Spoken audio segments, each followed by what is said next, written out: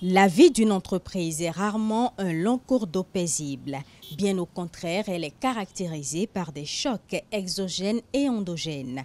Ce faisant, il arrive quelquefois que même les entreprises les plus performantes se retrouvent en incapacité de faire face à leurs obligations suite à une succession d'événements défavorables.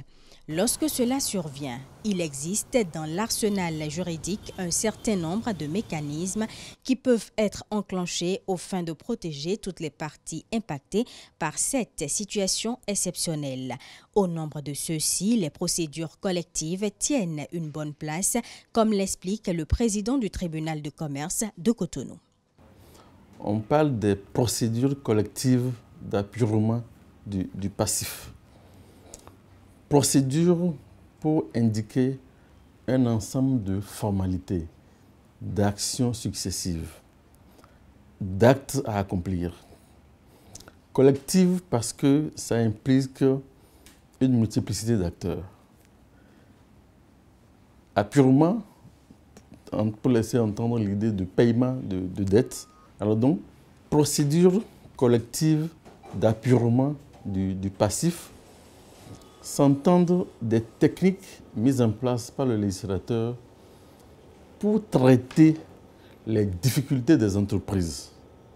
Parce que les entreprises, il en va des entreprises comme de la personne humaine. L'entreprise naît, elle vit, elle croît, elle se développe, elle se diversifie. Elle a des partenaires nationaux et internationaux, elle paye de l'argent au fisc, elle paye le personnel, elle vend des clients, etc. Donc, elle se diversifie, elle grossit, elle grandit, mais aussi elle peut tomber malade. Elle peut tomber en cessation de paiement ou avoir des incidents passagers de paiement. Peut-être que la banque n'est pas payé d'une échéance donnée dans le cadre d'un crédit. Peut-être qu'un fournisseur n'est pas payé à échéance déterminée dans le cadre d'une livraison de marchandises. Donc, une série d'événements endogènes ou exogènes, c'est-à-dire internes à l'entreprise ou externes à l'entreprise, non liés à l'environnement économique, peuvent affecter la vie de l'entreprise de manière que son fonctionnement normal, son activité normale, ses résultats, son chiffre d'affaires en viennent à prendre un coup. Et dans ce cas, la loi a organisé des procédures judiciaires de traitement des difficultés des entreprises. Il ne s'agit donc pas systématiquement de procéder à la liquidation de l'entreprise, mais de lui offrir, grâce à l'arbitrage du tribunal de commerce, une opportunité de se relancer avec le concours de ses créanciers. La banque, bien entendu, a intérêt à ce que l'entreprise réémerge. Et il peut arriver même qu'on décide entre banquiers de soutenir à nouveau ce débiteur qui par le passé a été indélicat pour qu'il réémerge. Parce que de l'exploitation de son activité dépend le sort des crédits déjà cristallisés et qui sont là et qui constituent pour la banque une immobilisation, un risque de perte. Ce n'est pas parce qu'on est sous le couvert d'une procédure collective qu'on est appelé à disparaître. Une nouvelle chance qui implique que l'entreprise en difficulté redouble d'ardeur et respecte scrupuleusement les termes de l'accord conclu avec les créanciers. Le texte de loi a été préparé, rédigé par des magistrats, des avocats, des huissiers et des notaires ont été associés à son étude et à sa validation.